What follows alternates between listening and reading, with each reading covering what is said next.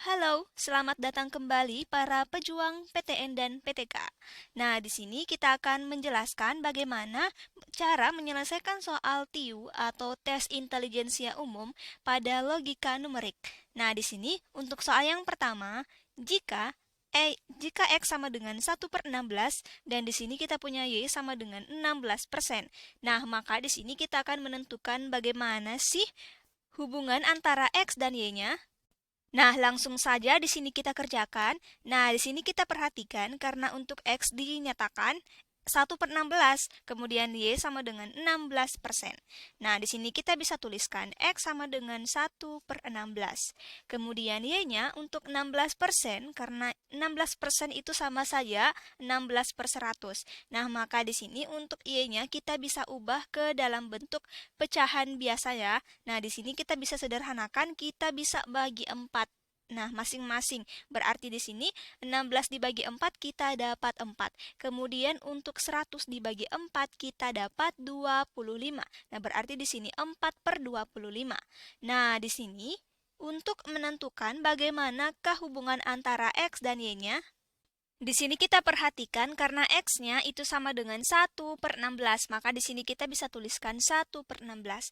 Kemudian untuk Y-nya itu adalah 4/25, berarti di sini 4/25.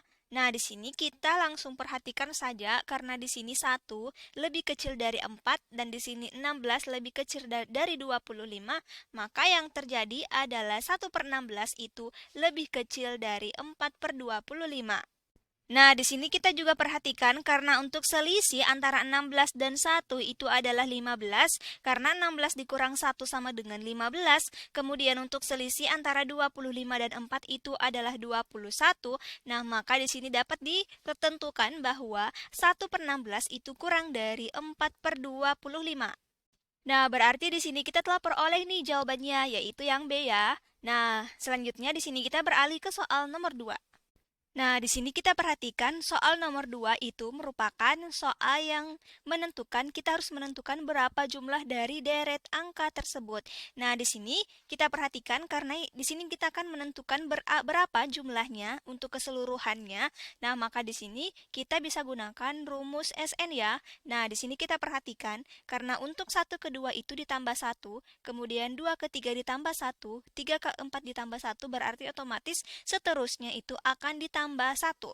Nah, berarti di sini kita bisa gunakan konsep dari deret aritmatika, di mana di sini kita bisa tuliskan untuk rumus dari deret aritmatika untuk SN-nya itu adalah N/2 dikali 2A ditambah N dikurang 1 dikali B.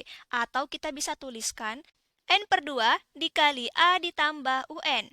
Nah, berarti di sini kita bisa tuliskan untuk A-nya itu sama dengan 1, karena A adalah suku pertama, di mana suku pertamanya adalah 1. Kemudian untuk B atau bedanya di sini kita bisa tentukan karena deretnya ditambah-tambah 1, maka untuk B-nya itu adalah 1. Kemudian di sini kita perhatikan karena untuk UN-nya atau suku ke N-nya ini adalah 29, di mana deretnya dimulai dari angka 1 yaitu suku pertama, kemudian angka 2 suku kedua, maka otomatis untuk UN atau U29-nya itu adalah 29 itu sendiri. Berarti di sini kita bisa tuliskan untuk U29 itu sama dengan 29 diperoleh untuk N-nya itu adalah 29. Maka di sini untuk S29-nya atau jumlah dari seluruh deretnya itu kita bisa tuliskan 29/2 dikali A ditambah UN, berarti di sini 1 ditambah UN-nya atau U29-nya, karena U29-nya sama dengan 29, maka di sini 1 ditambah 29. Maka di sini 29 dibagi 2 dikali 30. Kemudian di sini untuk 30 dan 2-nya kita bisa bagi 2, di sini tersisa 15, sehingga di sini untuk 29 dikali dengan 15. Untuk 29 dikali dengan 15 diperoleh hasilnya adalah 435. Nah, jadi untuk jawabannya adalah yang A. Selanjutnya di sini kita beralih ke soal nomor 3. Nah, pada soal nomor 3, di sini kita akan tentukan berapakah 1/4 berbanding 3/5.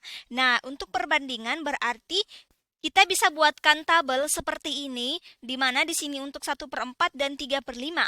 Nah, di sini kita lihat pada pilihannya, karena pada pilihannya tidak mengandung pecahan, maka di sini kita buat untuk pecahannya menjadi tidak mengandung pecahan. Nah, maka di sini kita bisa tuliskan 1/4 dan 3/5 masing-masing kita akan kali dengan 4. Nah, mengapa? Karena di sini kita akan ubah yang 1/4-nya dulu untuk menjadi bilangan yang bukan pecahan. Nah, berarti kita bisa kali 4. Nah, di sini kita kali 4, maka di sini 1/4 dikali 4 diperoleh 1. Kemudian untuk 3/5 dikali 4 diperoleh 12/5. Nah, di sini kita perhatikan nih, karena yang di sebelah kiri sudah bukan pecahan lagi. Kemudian untuk yang di sebelah kanan kita akan ubah menjadi bilangan yang bukan pecahan. Nah, maka untuk menghilangkan perlimanya kita bisa kali 5. Nah, berarti di sini kita kali 5 keduanya, maka di sini 1 dikali 5 diperoleh 5, kemudian di sini 12/5 dikali 5 diperoleh 12. Nah, di sini kita telah peroleh untuk keduanya bukan merupakan bilangan yang pecahan lagi. Nah, maka di sini kita bisa lihat, karena pada pilihan jawabannya terdapat pilihan yang menyatakan bahwa 5 berbanding dengan 12, berarti jawabannya yang C. Nah, selanjutnya di sini kita akan beralih ke soal nomor 4. Nah, di sini pada soal nomor 4 dikatakan bahwa jika kita memiliki P sama dengan 3, Q sama dengan 1, dan X sama dengan akar pangkat P dari 64, serta Y sama dengan P dikali Q ditambah Q pangkat 3, maka di sini kita akan menentukan bagaimana hubungan antara X dan Y. Nah, langsung saja di sini kita perhatikan pada soalnya, karena X sama dengan akar pangkat P dari 64. Maka di sini kita bisa tuliskan X sama dengan akar pangkat P, di mana P-nya diketahui sama dengan 3, maka X sama dengan akar pangkat 3 dari 64. Nah, karena untuk 64 kita bisa tuliskan akar pangkat 3 dari 4 pangkat 3. Nah, maka jika kita memiliki bentuk seperti ini, maka ini kita bisa tuliskan 4 berpangkatkan dengan 3/3 atau 4 berpangkatkan dengan 1, atau ini sama saja dengan 4. Nah, jadi di sini kita telah peroleh X-nya sama dengan 4. Kemudian, pada soal diketahui pula bahwa Y-nya ini sama dengan P dikali Q ditambah Q pangkat 3. Nah, maka di sini kita bisa tuliskan P-nya 3 dikali Q-nya 1 ditambah 1 berpangkatkan dengan 3. Nah, maka di sini kita bisa tuliskan 3 ditambah 1 diperoleh Y-nya sama dengan 4.